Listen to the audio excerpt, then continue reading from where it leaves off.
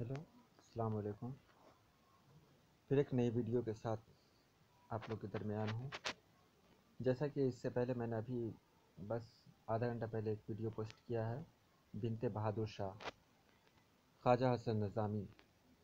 تو اب دو اور بچا ہے، قرآن پاک کا تاریخی اعجاز اور قصہ آزاد وقت۔ تو یہ دونوں ویڈیو میں دونوں اسباق میں کور کر رہا ہوں، اس کو دیکھ لیں اچھے طریقے سے۔ سید سلیمان ندوی کے بارے میں سب سے پہلے ہم لوگ جان لیں کہ سید سلیمان ندوی ہے کون، کیا جاننا ہے ان کے بارے میں، کیا کیا خصوصیت ہیں ان کی۔ تو سوال ہی اس طرح کا ہے، سید سلیمان ندوی کی حالات زندگی کو اپنی زبان میں تحریر کیجیے۔ تو دیکھیں سید سلیمان ندوی کے بارے میں۔ سید سلیمان ندوی 1884 میں 1884 عیسوی، کتنا آسان ڈیٹ ہے یہ، 1884 1884، جبکہ اس سے پہلے ہم نے کہا تھا کہ خواجہ حسن نظامی 1888، یعنی خواجہ حسن نظامی سے صرف 4 سال پہلے سید سلیمان ندوی پیدا ہوئے، یعنی 1884 میں پیدا ہوئے۔ کہاں پیدا ہوئے؟ دیسنا، جو نالندہ ضلع میں ہے اور بہار میں ہے، نالندہ بہار میں پیدا ہوئے۔ ابتدائی تعلیم و تربیت عربی فارسی کی ہوئی، اردو ادب میں اعلیٰ مقام کے متحمل تھے۔ ابتدائی تعلیم و تربیت کے بعد ندوۃ العلماء میں داخل ہوئے اور فارغ التحصیل کے بعد وہیں مدرس مقرر کیے گئے۔ نام سے ہی ظاہر ہے سلیمان ندوی، تو ندوی ٹائٹل انہوں نے اس لیے لگایا ہے کہ وہ ندوہ سے فارغ ہے، ندوۃ العلماء۔ ندوۃ العلماء سے جو لوگ فارغ ہوتے ہیں وہ سبھی لوگ ندوی ٹائٹل لگاتے ہیں۔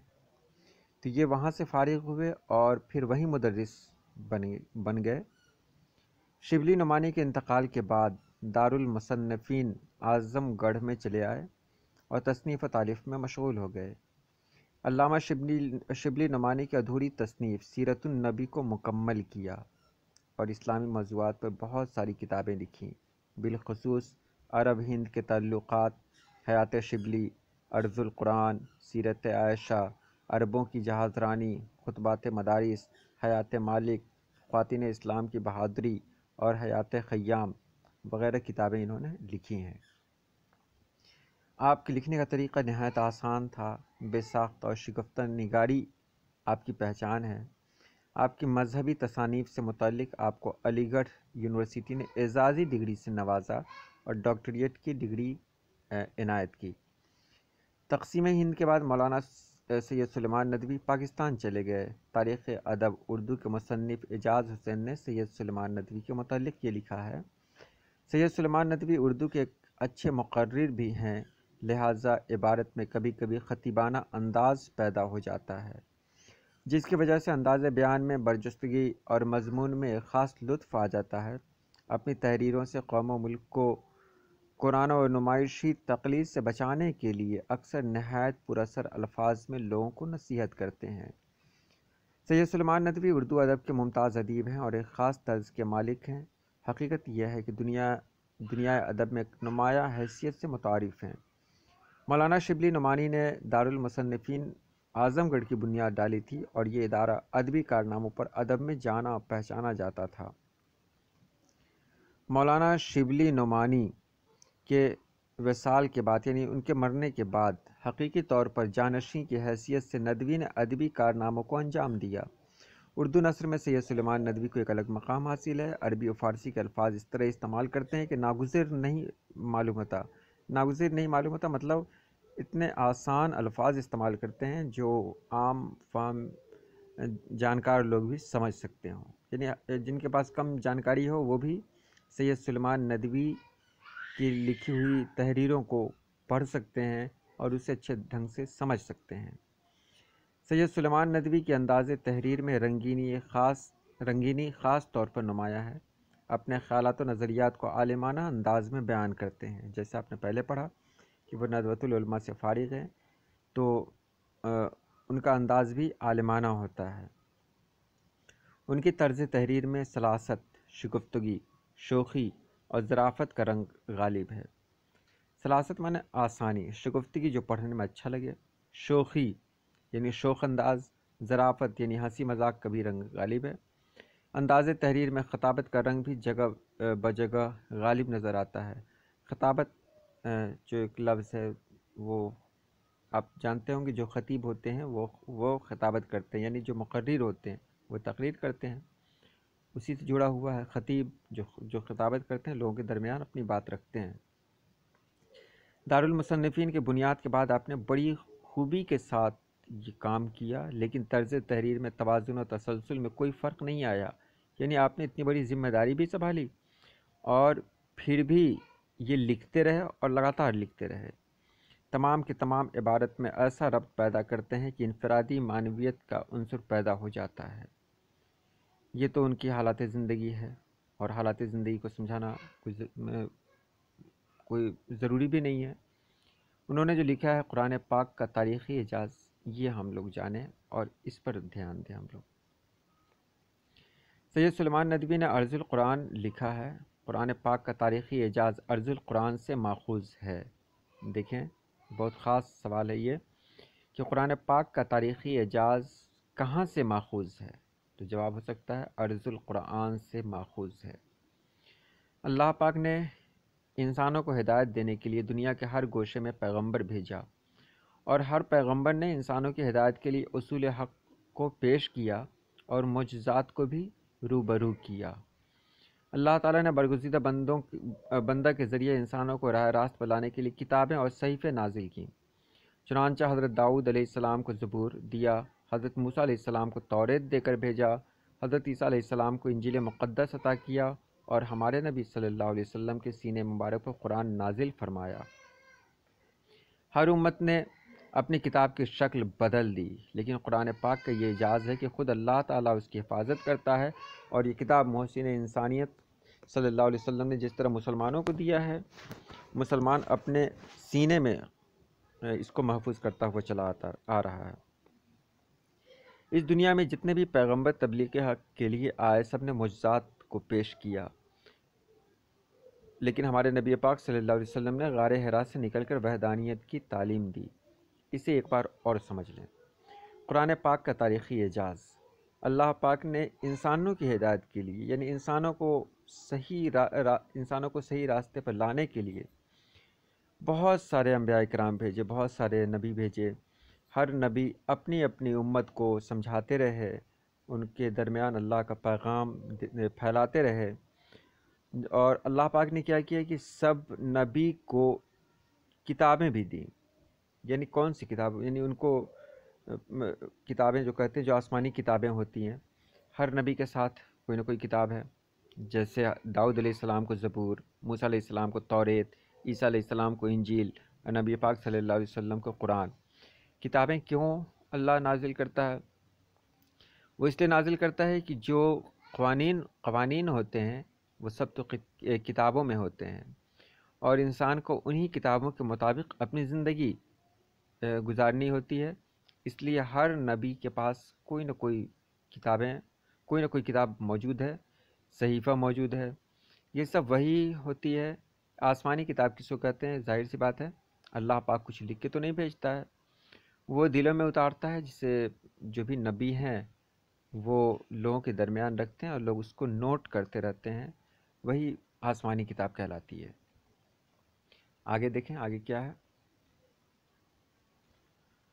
قرآن پاک 23 برسوں میں اللہ تعالیٰ نے حضرت محمد رسول اللہ صلی اللہ علیہ وسلم کو عطا کیا۔ 23 سالوں میں قرآن پاک نازل ہوا۔ کیسے؟ سبھی جانتے ہیں کہ ہمارے نبی اکرم صلی اللہ علیہ وسلم نے نبوت کا اعلان 40 سال کی عمر میں کیا، اور آپ نے 63 سال کی عمر پائی، تو 23 سال کا جو وقفہ ہے، انہی 23 سال کے وقفوں میں قرآن پاک نازل ہوا۔ قرآن پاک کا اعجاز ہے کہ پوری دنیا کی ہدایت کے لیے آج بھی اصل صورت و شکل میں موجود ہے۔ یہ کتاب آخری کتاب ہے۔ اللہ تعالیٰ نے انسانوں کی ہدایت کے لیے اپنے محبوب کے ذریعے بھیجا ہے، جو خزانہ رحمت ہے۔ اس پر یقین کرو اور عمل کرو، یقیناً اللہ تعالیٰ ہدایت کرے گا۔ یہ قرآن پاک کا تاریخی اعجاز ہے۔ اس کو کچھ اس طرح سے بھی جان لیں کہ موسیٰ علیہ السلام، عیسیٰ علیہ السلام، داؤد علیہ السلام، اور بھی جو انبیاء کرام ہیں ان کے ماننے والوں نے کیا کیا کہ وہ جو کتابیں نازل ہوئیں، جو صحیفے نازل ہوئے اللہ پاک کی طرف سے، سب میں تبدیلی کر دی، یعنی اپنی طرف سے کچھ بڑھا دیا کچھ گھٹا دیا۔ لیکن قرآن پاک کو وہ مقام حاصل ہے کہ اس میں آج تک ایک زبر ایک زیر بھی نہ بڑھایا گیا ہے نہ گھٹایا گیا ہے، کیونکہ ہم دیکھتے ہیں کہ ہمارے آس پاس ہی اتنے حافظ مل جاتے ہیں، سبھی کو قرآن پاک یاد ہے، سب لوگ زبانی قرآن پاک یاد کیے ہوئے ہیں، تو اگر وہ کوئی ایک زبر زیر بڑھا دے تو دوسرا حافظ اس کو پکڑ لے گا۔ اس لیے قرآن پاک میں ایسی کوئی گنجائش ہی نہیں ہے کہ کوئی اس میں زبر زیر اور کچھ اس میں بڑھا یا گھٹا سکے۔ اگلا سوال ہے، سید سلیمان ندوی نے قرآن پاک کا تاریخی اعجاز لکھا ہے، اس پر تبصرہ کیجیے۔ تو میں نے بہت پہلے کہا تھا آپ لوگوں سے کہ سوالات جو ہیں وہ ایک دوسرے سے بالکل ٹکرا رہے ہیں، ہم ایک دوسرے سوالات کو دیکھ لیں، ایک سوال کو دیکھ لیں گے تو دوسرا سوال خود ہی کور ہو جائے گا۔ تو سید سلیمان ندوی کے ارض القرآن سے قرآن پاک کا تاریخی اعجاز ماخوذ ہے، انہی کتاب ہے ارض القرآن، اسی میں ایک مضمون ہے قرآن پاک کا تاریخی اعجاز، جو ہم لوگ پڑھ رہے ہیں ابھی، جو ہم لوگ پڑھ رہے ہیں قرآن پاک کا تاریخی اعجاز، وہ ان کی کتاب ارض القرآن سے لیا گیا ہے۔ موضوع کے اعتبار سے انہوں نے تاریخ جدید، علوم و فنون، منطق، فلسفہ کے تناظر میں بڑا اثر انگیز انداز عطا کیا ہے، مضمون نہایت ہی قابل فخر ہے۔ ایک بات اور یاد دلا دیں کہ اگر کوئی لفظ آپ کو مشکل لگتے ہوں تو ابھی تو وہ وقت نہیں ہے، امتحان سر پہ سوار ہے، تو ابھی صرف خاص ٹاپک کو اپنے ذہن میں رکھیں، کیونکہ ابھی بہت زیادہ گہرائی میں جائیں گے تو اس کا اثر امتحان پہ پڑ سکتا ہے۔ آگے لکھا ہے کہ دنیا میں جتنے بھی پیغمبر تشریف لائے انہوں نے اپنی قوم کو اعلیٰ نمونہ کا معجزہ پیش کیا۔ معجزہ پیش کیا، معجزہ کیا ہے؟ تو ایک بات جان لیں کہ یہ معجزہ صرف اور صرف نبی کے لیے ہے، نبی ہی معجزہ کر سکتے ہیں۔ جیسے حضرت موسیٰ علیہ السلام نے کیا کیا تھا، ان کے پاس لاٹھی تھی اور لاٹھی سے وہ بڑے سے بڑا معجزہ کر دیتے تھے۔ انہوں نے دریائے نیل کو آدھا کر دیا، یعنی بیچ سے، دریائے نیل کے بیچ سے راستہ ہو گیا، جس میں حضرت موسیٰ علیہ السلام اور ان کے ساتھی تو گزر گئے، لیکن جب فرعون آیا تو فرعون اس دریائے نیل میں غرقاب ہو گیا۔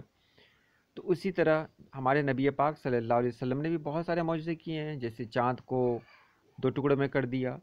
تو معجزے صرف نبی ہی کر سکتے ہیں۔ تو جتنے بھی نبی آئے ہیں سبھی نبی نے کوئی نہ کوئی معجزہ کیا ہے۔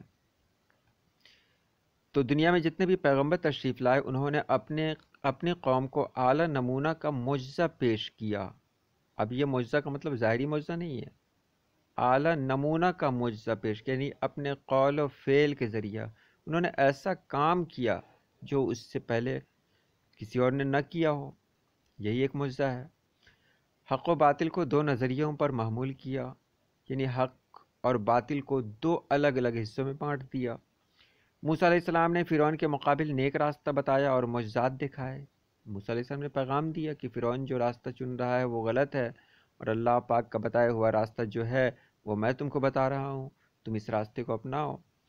حضرت عیسیٰ علیہ السلام نے مردوں کو زندہ کیا، یہ بھی ایک واضح معجزہ ہے۔ حضرت لوط نے پہاڑ سے آگ پیدا کی، یہ بھی ایک معجزہ ہے۔ حضرت نوح کی دعا سے دنیا غرقاب ہوئی، یعنی دنیا ڈوب گئی، یہ بھی ایک معجزہ ہے۔ وقت اور حالات کے اعتبار سے بنی اسرائیل میں بہت سارے پیغمبروں نے معجزات دکھائے اور قوم کو راہ راست پر لانے کی کوشش کی، یعنی کہ بنی اسرائیل میں بہت سارے پیغمبر گزرے ہیں، سبھی نے معجزات دکھائے اور قوم کو سچے راستے پر لانے کی کوشش کی۔ ایک سوال آئے گا کہ حضرت نوح علیہ السلام نے کون سا معجزہ کیا، یا یہ سوال ہے کہ کس نبی کی دعا سے دنیا غرقاب ہوئی؟ تو جواب دینا ہے کہ حضرت نوح علیہ السلام کی دعا سے دنیا غرقاب ہوئی۔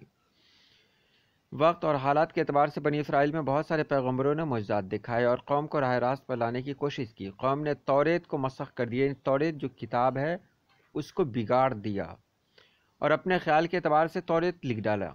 اللہ پاک نے جو توریت میں لکھا تھا، اللہ پاک کے ذریعے جو توریت نازل ہوئی تھی، اس توریت کو لوگوں نے بالکل بدل دیا، اور لوگوں نے کیا کیا کہ توریت کو بالکل اپنے حساب سے ڈھال دیا، جو ان کو اچھا لگا وہ اس کتاب میں ڈال دیا، اس لیے توریت اب یقین کے قابل نہیں ہے۔ زبور کو بھی قوم نے نہیں سنبھالا، چنانچہ انجیل کو بھی بدل ڈالا اور قوم ہلاکت کے دہانے پر پہنچ گئی۔ مگر محمد صلی اللہ علیہ وسلم کے سینہ مبارک پر قرآن نازل ہوئی اور آج تک بغیر کسی تبدیلی کے ہو بہو موجود ہے۔ یہ بہت بڑا تاریخی اعجاز ہے۔ خداوند عالم نے عرب کی سرزمین پر جاہل قوم کے درمیان قرآن عطا کیا اور دنیا کی بدترین وحشی قوم کو مہذب بنا دیا۔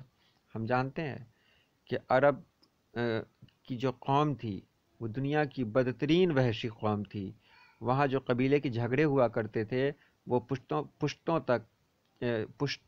تک چلا کرتے تھے، یعنی دادا کا جھگڑا ہو رہا ہے وہ پوتوں تک چلتا ہوا آ رہا ہے۔ وہاں کیا ہوا کہ اللہ پاک نے نبی پاک صلی اللہ علیہ وسلم کو بھیجا اور نبی پاک صلی اللہ علیہ وسلم نے قرآن پاک کی تعلیم دی۔ قیصر و کسریٰ کو بھی جھکنا پڑا۔ جو قوم لات و حبل، یغوث، یعوق کی پوجا اور پرستش کرتی تھی، اس کو اپنا داعیہ اسلام کے ذریعے قرآن کی تعلیم سے سرفراز کیا۔ ایک زمانہ تھا جب بہت سارے بت رکھے ہوئے تھے خانہ کعبہ کے اندر، اور جو بھی لوگ تھے جو اللہ کو مانتے تھے، اللہ کو ماننے میں کوئی کمی نہیں تھی، کیونکہ نبی پاک صلی اللہ علیہ وسلم کے والد کا نام ہی عبداللہ یعنی اللہ کا بندہ۔ اس کا مطلب ہے کہ نبی پاک صلی اللہ علیہ وسلم سے پہلے بھی جو لوگ مکہ میں تھے وہ اللہ کو تو مانتے تھے، لیکن اللہ کو اس ڈھنگ سے نہیں مانتے تھے جس ڈھنگ سے مانا جاتا ہے۔ وہ لوگ بتوں کی پوجا کرتے تھے اور بھی بہت ساری برائیاں ہیں۔ وہاں قرآن پاک نازل ہوا جس سے وہاں کے لوگوں کی زندگی بدل گئی۔ قرآن نے ایک آئین حیات عطا کیا۔ آئین کو ہندی میں سمویدھان کہیں گے۔ تو ایک قانون دیا، زندگی کے لیے قانون دیا۔ محسن انسانیت نے مساوات، برابری، جمہوریت، اتفاق و اتحاد کی تعلیم دی، یعنی لوگوں کے اندر پیار محبت کی تعلیم دی، برابری کی تعلیم دی، اور دنیا میں عدل و انصاف، رحم و کرم کا درس دیا۔ یہ قرآن کا تاریخی اعجاز ہے کہ مسلمانوں کو وحدانیت کا سبق پڑھایا۔ وحدانیت کا یعنی اللہ کو ایک ماننے کا سبق پڑھایا، اور پیغمبر محمد صلی اللہ علیہ وسلم نے ایک اللہ کی عبادت کے لیے حکم عطا کیا، حیوان سے انسان بنایا، حق و باطل میں امتیاز عطا کیا، اور عورتوں کو ایک مقام عطا کیا، مردوں کو عورتوں کے حقوق سے آشنا کیا، لڑکیوں کو زندہ دفن کرنے سے منع کیا، بندگی کا اصول عطا کیا، ایثار و قربانی اور تزکیہ نفس کا سلیقہ عطا کیا، جو آج تک واقعی قرآن پاک کا ایک تاریخی اعجاز ہے جو پوری دنیا میں رائج ہے۔ قرآن پاک کا ایک اعجاز یہ ہے کہ اس نے انسانیت کا پیغام دیا اور ایثار و قربانی کا طریقہ بتایا۔ قرآن پاک کے بہت سارے احسانات ہیں ہم پر۔ سب سے بڑا احسان تو یہ ہے کہ قرآن پاک نے یہ پیغام دیا کہ سب ایک برابر ہیں، اس میں کوئی کسی وجہ سے بڑا نہیں ہے، اگر بڑا ہے تو لوگ اپنی عبادت کی وجہ سے بڑے ہیں، پیسے کی وجہ سے کوئی کسی سے بڑا نہیں ہے۔ تو یہ قرآن پاک کا ہی اعجاز ہے کہ اس نے سب کو برابری کا درس دیا، اور عورتوں کو حقوق دیا۔ اس سے پہلے قرآن پاک کے نازل ہونے سے پہلے، نبی پاک صلی اللہ علیہ وسلم کے تشریف لانے سے پہلے عورتوں کو کوئی حقوق حاصل نہیں تھا۔ لوگ عورتوں کو ایک انسان کی طرح نہیں بلکہ جانور کی طرح سمجھتے تھے۔ دنیا نے عدل و انصاف، رحم و کرم کا درس حاصل کیا۔ ساری دنیا نے قرآن پاک سے درس حاصل کیا، کس چیز کا؟ عدل و انصاف کا، رحم و کرم کا، مساوات اور جمہوریت کے اختلافات کو بالکل آسان کر دیا۔ دنیا کی ساری قومیں قرآن کے اعجاز سے انسانیت کا طور طریقہ اخذ کیا ہے۔ اللہ تعالیٰ نے قرآن کے ذریعے دنیا کے ہر اصول کو پیش کیا ہے، اور غلامی کا خاتمہ اپنے پیغمبر حضرت محمد صلی اللہ علیہ وسلم کے ذریعے قیامت تک کے لیے کر دیا۔ غلامی کا ایک جو قانون تھا پہلے، جس میں حضرت بلال حبشی کا نام سر فہرست ہے۔ بلال حبشی کو سبھی لوگ جانتے ہیں کہ وہ ایک غلام تھے، اور جب وہ مسلمان ہوئے تو ان کا مرتبہ کتنا بڑا ہوا یہ سبھی لوگ واقف ہیں۔ قرآن پاک کا تاریخی اعجاز، اگلا سوال ہے، قرآن پاک کا تاریخی اعجاز کس کتاب سے ماخوذ ہے؟ تو اب دیکھ لیں، پہلے بھی کہا ہے آپ کو کہ سید سلیمان ندوی نے ایک کتاب لکھی ہے ارض القرآن، اسی ارض القرآن سے قرآن پاک کا تاریخی اعجاز ماخوذ ہے۔ سید سلیمان ندوی کا تعلق بہار سے ہے۔ جی ہاں، جہاں سے ہم لوگوں کا تعلق ہے وہیں سے ان کا بھی تعلق ہے۔ تصنیف و تعریف کے سلسلے میں دارالمصنفین اعظم گڑھ میں مقیم ہوئے اور اسلامی و ادبی کتابیں آپ نے تصنیف کی ہیں۔ ارض القرآن میں قرآن پاک کی اہمیت، افادیت اور عظمت بتائی گئی ہے۔ یہ کتاب متقیوں اور پرہیزگاروں کے لیے ہدایت پر مرقوم ہے۔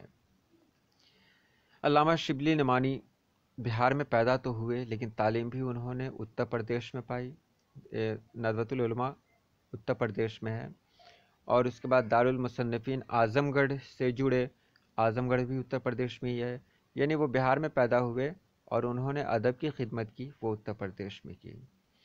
تو اس کتاب میں ارض القرآن میں انہوں نے قرآن پاک کی تاریخی اہمیت بتائی ہے، افادیت بتائی ہے، اور یہ کتاب نہ صرف ہم لوگوں کے لیے بلکہ جو متقی اور پرہیزگار لوگ ہیں ان کے لیے بھی بہت خاص ہے۔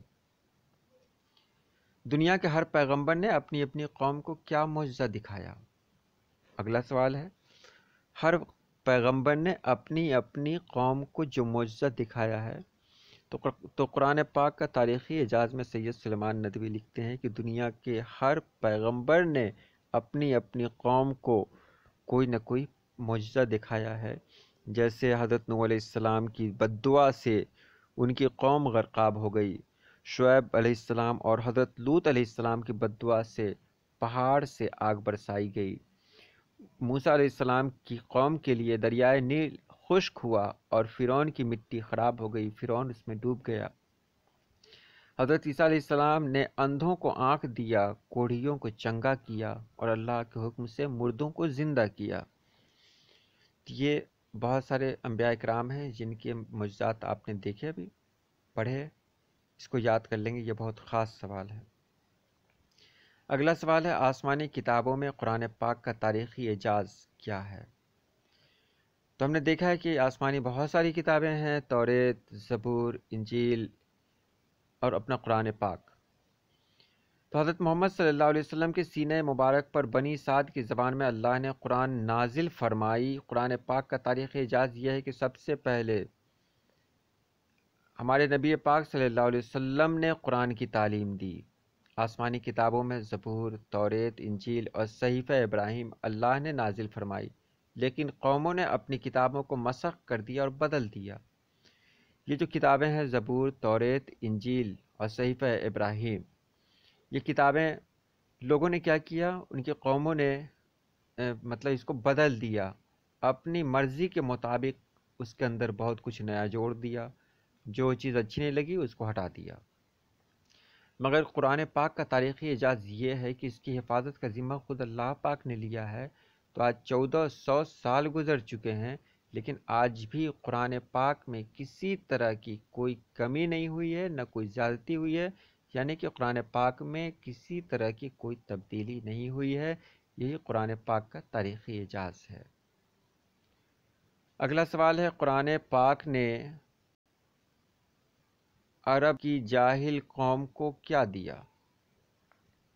چھوٹا سا سوال ہے۔ تو اپنے رسول حضرت محمد صلی اللہ علیہ وسلم کے سینہ مبارک پر نازل فرما کر عرب کی جاہل قوم کو دنیا کی بہترین قوم بنا دیا، ظلمت کی جگہ نور عطا کیا۔ ظلمت مانے اندھیرا، جہاں اندھیرا تھا وہاں روشنی بکھیر دیا۔ جہالت کے بدلے علم عطا کیا، یعنی وہ لوگ جو جاہل تھے ان کو علم سے سرفراز کیا۔ شرک و کفر کے بجائے وحدانیت کی تعلیم دی، یعنی جو لوگ پوجا کرتے تھے، بتوں کی پوجا کرتے تھے، اب وہ اللہ پاک کو ماننے لگے۔ گویا سب سے نادان، جاہل، وحشی اور بدو قوم کو سب سے بڑی نعمت یعنی علم عطا کیا۔ یہ عرب کی جاہل قوم کو اللہ تعالیٰ نے عزت عطا کی، جو قرآن پاک کا سب سے بڑا تاریخی اعجاز ہے۔ کہ عرب کی وہ قوم جو اپنی بیٹیوں کو زندہ ہی دفنا دیا کرتی تھی، جہاں عورتوں کی کوئی اہمیت نہیں تھی، جہاں بوڑھے لوگوں کو کوئی اپنے گھر میں رکھنا نہیں چاہتے تھے، وہاں اللہ پاک نے قرآن پاک کو نازل کیا، اور قرآن پاک کی وجہ سے وہ جاہل قوم دنیا کی سب سے بہترین قوم شمار کی گئی، اور وہ جگہ دنیا کی بہترین جگہوں میں شامل ہو گئی۔ اگلا سوال ہے، کیا قرآن پاک صرف عرب کے لیے اللہ نے نازل فرمائی؟ ہم جانتے ہیں قرآن پاک عرب میں نازل ہوئی۔ ہمارے نبی اکرم صلی اللہ علیہ وسلم مکہ شریف میں پیدا ہوئے، جو عرب کا ایک مشہور شہر ہے۔ تو کیا اللہ پاک نے صرف عرب کے لیے ہی قرآن پاک کو نازل فرمایا؟ تو اس کا جواب یہ ہے کہ حضرت پیغمبر محمد رسول اللہ صلی اللہ علیہ وسلم کو پوری دنیا کے لیے آخری رسول بنا کر بھیجا۔ یہ قرآن پاک کا تاریخی اعجاز ہے کہ عرب و عجم، ترک، ودیلم، حبش و جنگ، ہند و سندھ، سب جگہ قرآن پاک کو لوگوں نے سینے سے لگایا اور اسلام کا پرچم پوری دنیا میں بلند کیا۔ حضرت پیغمبر محمد رسول اللہ صلی اللہ علیہ وسلم نے جہالت کی تمام رسم و رواج کو اپنے پیروں سے کچل ڈالا اور ایک وحدہ لا شریک کی بزرگی سے آشنا کیا، اور پوری دنیا نے قرآن کے آگے اپنے سر کو خم کیا۔ یہ قرآن پاک کا اولین تاریخی اعجاز ہے۔ یعنی ہمارے نبی صلی اللہ علیہ وسلم جب دنیا میں آئے تو انہوں نے کیا کیا کہ سب سے پہلے جہالت کو دور کیا، اور جو بری رسمیں تھیں ان سبھی رسموں کو اپنے پیروں سے کچل دیا، اور بس ایک ہی بات انہوں نے کہی، وحدہ لا شریک، یعنی خدا کے علاوہ کوئی عبادت کے لائق نہیں ہے، اللہ کی ذات میں کوئی شریک نہیں ہے۔ اگر ہم کو اپنا سر جھکانا ہے تو اللہ کے سامنے جھکانا ہے۔ تو یہ بات حضرت پاک صلی اللہ علیہ وسلم نے کہی اور ساری دنیا نے اس بات کو مانا۔ یہ قرآن پاک کا سب سے اولین، سب سے پہلا تاریخی اعجاز ہے۔ اگلا سوال ہے، حضرت محمد کیا قرآن پاک نے اللہ والوں کی جماعت پیدا کی ہے؟ یعنی قرآن پاک نے ولیوں کی جماعت پیدا کی ہے، جو اللہ پاک کے خاص بندے ہوتے ہیں، ان کو کس نام سے پکارا جاتا ہے؟ کچھ لوگ بزرگ کہتے ہیں، کچھ لوگ ولی کہتے ہیں۔ یہ سب اللہ والوں کی خاص جماعت ہیں، خاص بندے ہیں۔ تو حضرت محمد رسول اللہ صلی اللہ علیہ وسلم نے ایک قرآن، ایک خدا، ایک کعبہ اور ایک اسلام کے ماننے والوں کی جماعت پیدا کی ہے۔ ان کی نماز، ان کی قربانی، ان کا مرنا، ان کا جینا صرف اللہ کے لیے ہے۔ اور یہ مسلمان صرف وحدہ لا شریک کی عبادت کرتے ہیں، یا یہ مسلمان صرف اللہ پاک کی عبادت کرتے ہیں اور اسی سے مدد چاہتے ہیں، سیدھی راہ کی بات کرتے ہیں۔ وہ سیدھا راستہ جس پر اللہ نے انعام فرمایا ہے، اہدنا الصراط المستقیم، یہ اللہ والوں کی جماعت قرآن پاک کا تاریخی اعجاز ہے۔ یہ جماعت جو کچھ کرتی ہے صرف اللہ کی خوشنودی کے لیے اور صرف اللہ کی رضامندی کے لیے کرتی ہے۔ تو یہاں ہم نے دیکھا کہ قرآن پاک نے اللہ والوں کی ایک جماعت پیدا کی ہے۔ یہ جماعت کون سی ہے؟ یہ جماعت وہ ہے جو نماز، قربانی، سب کچھ اللہ کے لیے کرتی ہے۔ ان کا مرنا، ان کا جینا صرف اللہ کے لیے ہوتا ہے۔ یہ صرف اللہ کی عبادت کرتے ہیں، اسی سے مدد چاہتے ہیں، اور یہ سیدھے راستے پر چلنا چاہتے ہیں، اس راستے پر جس پر اللہ نے انعام فرمایا ہے، یعنی جس راستے پر چلنے کی اللہ نے اجازت بھی دی ہے اور جہاں چلنے سے بھلائی بھی ہے۔ تو یہ قرآن پاک کا سب سے بڑا تاریخی اعجاز ہے۔ اب ہم اگلے سوال کی طرف چل رہے ہیں، اور یہ سوال بہت ہی اچھا ہے اور امید ہے آپ لوگوں کو اچھا بھی لگے گا۔ ہو سکتا ہے اس سے پہلے جو کچھ آپ نے پڑھا وہ آپ کو یاد ہو گیا ہوگا، یاد نہیں ہوا تو اسے یاد کر لیں۔ اب ہم قصہ آزاد بخت کی طرف چلتے ہیں۔ یعنی ایک قصہ ہے، ظاہر سی بات ہے، قصہ تو ہم کو شروع سے اچھا لگتا ہے، جب ہم چھوٹے تھے تو قصہ سنا کرتے تھے۔ تو آج ایک قصہ سنیں، اس کو قصہ کی طرح ہی سنیں گے تو یاد رکھیں گے، یہ یاد رہے گا ہم کو۔ آزاد بخت کا خلاصہ اپنی زبان میں لکھیے۔ تو کہانی سن لیں، قصہ سن لیں۔ آزاد بخت ملک روم کا ایک بادشاہ تھا۔ ملک روم کا کون بادشاہ تھا؟ آزاد بخت۔ وہ نوشیروان کی طرح منصف مزاج اور حاتم کی طرح سخی تھا۔ نوشیروان عادل کو سب لوگ جانتے ہیں کہ نوشیروان اپنے فیصلے میں بالکل یکتا تھا، یعنی نوشیروان جو فیصلہ کرتا تھا وہ ساری دنیا میں سب سے الگ ہوتا تھا۔ وہ بہت بڑا منصف تھا، بہت بڑا عادل تھا، اس نے کبھی کسی کا حق نہیں لیا۔ اور حاتم طائی کو سب لوگ جانتے ہیں، وہ بہت بڑا سخی تھا۔ تو ایک بادشاہ جس کا نام تھا آزاد بخت، وہ روم جو ایک ملک کا نام ہے وہاں کا بادشاہ تھا، وہ نوشرواں کی طرح منصف مزاج اور حاتم کی طرح سخی تھا۔ سخی کہتے ہیں جو خرچ کرنے والا ہو۔ اس بادشاہ کی حکومت میں ہر جگہ امن و خوشحالی تھی، گنڈے لفنگے چور نہ تھے، اس لیے عام گھروں کے دروازے اور بازار کی دکانیں ہمہ وقت کھلی رہتی تھیں۔ مسافر بغیر کسی ڈر کے کسی وقت بھی کہیں آتے اور جاتے تھے۔ آزاد بخت کو شہرت، عزت اور اقتدار نے بالکل بلند کر دیا تھا، یعنی اس کی وجہ سے آزاد بخت کی شہرت ہر طرف پھیل گئی تھی، اسے عزت حاصل تھی۔ وہ نیک دل اور نیک بندہ تھا، لیکن اولاد سے محروم تھا۔ اب ایک دن اسے یہ خیال آیا کہ اسے سلطنت کے لیے ایک وارث چاہیے۔ پہلے کے بادشاہ ایسے ہوا کرتے تھے کہ بادشاہ اگر رخصت ہوتا تو اس کا بیٹا ہی وہاں کا بادشاہ بنتا۔ تو یہ جو آزاد بخت ہے، اس کی بھی خواہش تھی کہ کوئی اولاد اس کے پاس ہو، تاکہ اگر یہ دنیا سے رخصت ہو جائے تو اس کا بیٹا اس کی وراثت کو سنبھال سکے، وہ راجہ بن سکے۔ لیکن اللہ پاک نے اسے کوئی اولاد نہیں دی تھی۔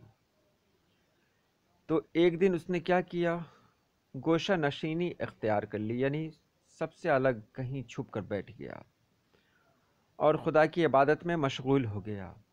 اس فیصلے سے عام لوگوں میں تہلکہ مچ گیا۔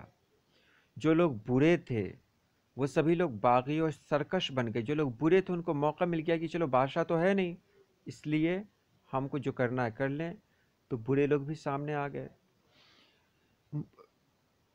ملک کو بدحالی سے بچانے کے لیے اچھے لوگ بھی جمع ہوئے، اور سلطنت کے بڑے وزیر جس کا نام خردمند تھا، اس کی قیادت میں بادشاہ آزاد بخت سے ملے۔ بادشاہ نے تمام اچھے لوگوں کی باتیں سنی، تو بادشاہ نے ملک و ملت کی بھلائی کے لیے خردمند کی تجویز کو قبول کر لیا اور گوشہ نشینی کو ترک کر کے سابقہ کاموں کی طرف لوٹ آئے۔ یہاں تک کہ رعایا پر رحم و کرم پہلے سے زیادہ کرنے لگے، یتیم اور قیدی پر زیادہ مہربان بن گئے، پیر و فقیر سے حسن و سلوکی کا جذبہ پیدا کیا، اور ملک میں عام لوگوں کی زندگی پھر بحال ہو گئی۔ سب لوگ چین و سکون سے زندگی گزارنے لگے۔ اس طرح ملک روم کے آزاد بخت کا انداز بدل گیا۔ یہ مرکزی نظریہ آزاد بخت کی زندگی سے مانون ہے۔ قصہ چہار درویش امیر خسرو کی لکھی ہوئی کتاب ہے، ایک ادبی قصہ ہے جس میں فعل و عمل کا ایک مبہم انداز ابھرتا ہے۔ اور آپ نے جان لیا کہ یہ جو قصہ آزاد بخت ہے یہ باغ و بہار سے لیا گیا قصہ ہے، اور باغ و بہار حضرت امیر خسرو کی کتاب قصہ چہار درویش کا ترجمہ ہے۔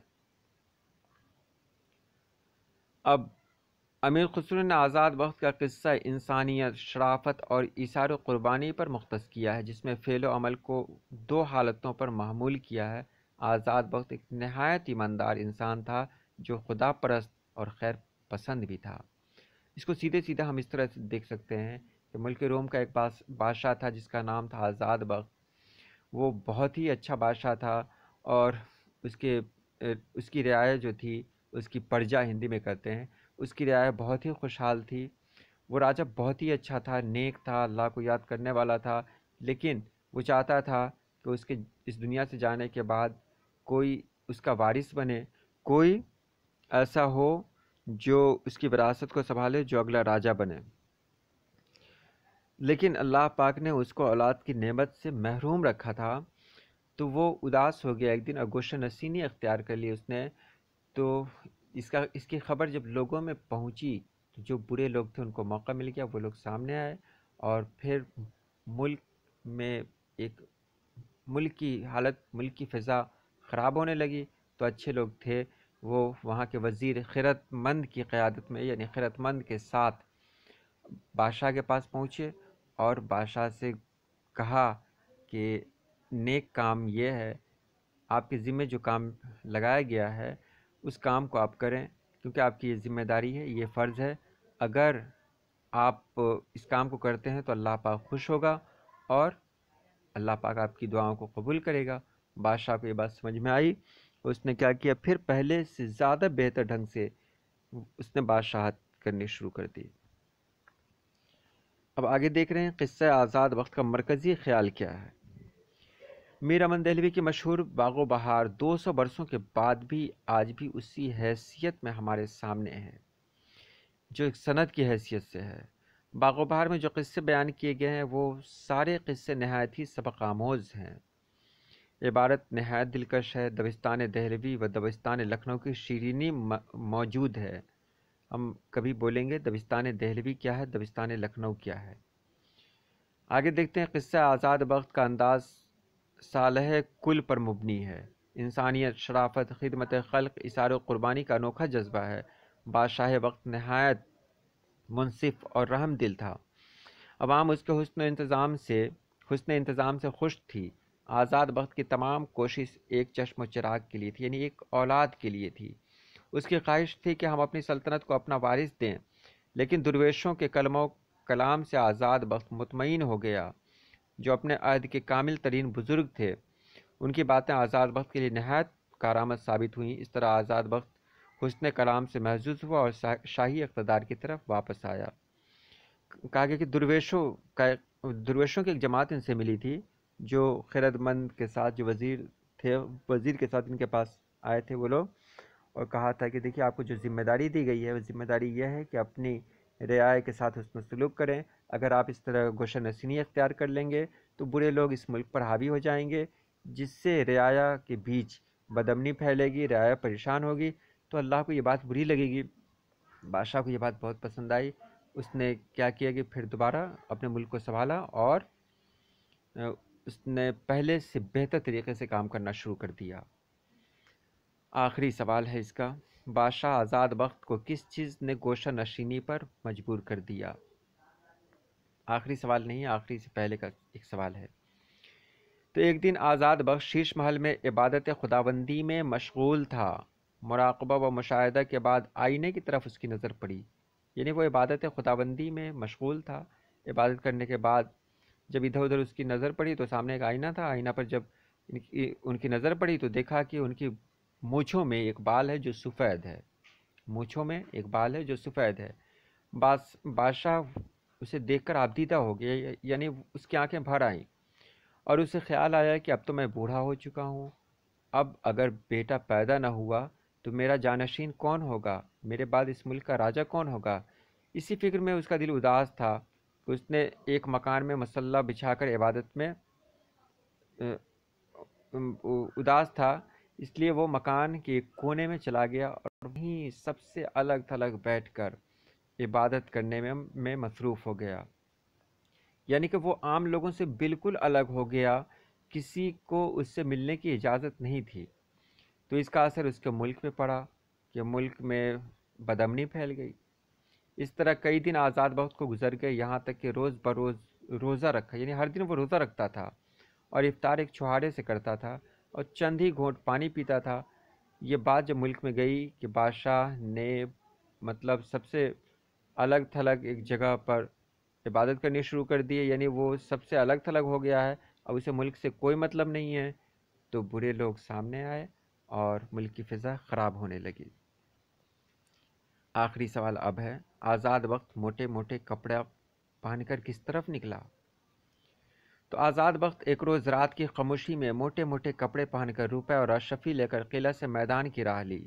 آزاد وقت کی عادت تھی کہ وہ رات میں بھیس بدل کر، اپنا روپ بدل کر وہ نکلا کرتا تھا اور اپنے رعایا کی حالت جانا کرتا تھا۔ وہ رعایا سے واقف ہونا چاہتا تھا کہ ایسا تو نہیں ہے کہ وہ چین سے سو رہا ہو اور اس کے ملک میں اس کی رعایا ہے جو صحیح نہ ہو۔ اگر اس کی رعایا خوش نہ ہو تو پھر قیامت کے دن اسے اللہ کو جواب دینا پڑے گا۔ یہ بات اس کے ذہن میں تھی، اس لیے وہ ہر رات بھیش بدل کر نکلا کرتا تھا۔ تو موٹے کپڑے پہن کر اور اشرفی لے کر قلعہ سے میدان کی راہ لی۔ چلتے چلتے قبرستان میں پہنچا، نہایت ہی سچے دل سے تسبیح و تحلیل میں مصروف ہو گیا۔ ہوا سرد چل رہی تھی تو بادشاہ کو ایک روشنی نظر آئی۔ ہوا سے روشنی کو ضرر نہیں پہنچی تو اسے خیال آیا کہ میری مراد دل کی یقیناً یہاں پوری ہوگی۔ اسی نیت سے قریب پہنچ گیا، لیکن اس نے دیکھا کہ 4 درویش سر بزانو عالم بے ہوشی میں معتکف ہیں۔ یہ عالم دیکھ کر خیال آیا کہ ہم کلام ہوں، مگر عقل نے رہنمائی کی اور دور جا کر آزاد وقت بیٹھ گیا تاکہ یہ دیکھے کہ یہ کاملین کیا کرتے ہیں۔ لیکن اسی اثنا میں ایک درویش کو چھینک آ گئی تو چاروں درویش اپنے اپنے بستر پر جا لیٹے اور حقہ پینے لگے۔ ایک دوسرے نے کہا کہ کچھ کہیے کہ ہم مستفیض ہوں۔ تو آپ اس کو اس طرح دیکھ لیں کہ جب ایک رات آزاد وقت موٹے کپڑے پہن کر اپنے ساتھ روپے اور اشرفی لے کر قلعہ سے میدان کی راہ لی تو وہ ایک قبرستان کی طرف پہنچا۔ وہاں اس نے دیکھا کہ کچھ لوگ بیٹھے ہوئے ہیں، ان کے بیچ میں ایک چراغ جل رہا ہے۔ ہوا تیز ہے لیکن تیز ہوا چلنے سے چراغ پر کوئی اثر نہیں ہو رہا ہے، جبکہ چراغ کو بجھ جانا چاہیے تھا۔ بادشاہ نے دیکھا کہ اتنی تیز ہوا میں بھی جب چراغ نہیں بجھ رہا ہے تو ظاہر ہے کہ چراغ کے آس پاس بیٹھے ہوئے یہ لوگ کوئی عام لوگ نہیں بلکہ خاص لوگ ہیں۔ تو بادشاہ کو خیال آیا کہ یہ خاص لوگ ہیں جن کا چراغ ہوا سے نہیں بجھ رہا ہے، تو ہو سکتا ہے کہ ان کی دعا سے ان کی مراد ضرور پوری ہوگی۔ اسی طرح وہ ان کے پاس گیا، لیکن پھر بھی وہ باہر ہی بیٹھا رہا، ان سے الگ ہی بیٹھا رہا۔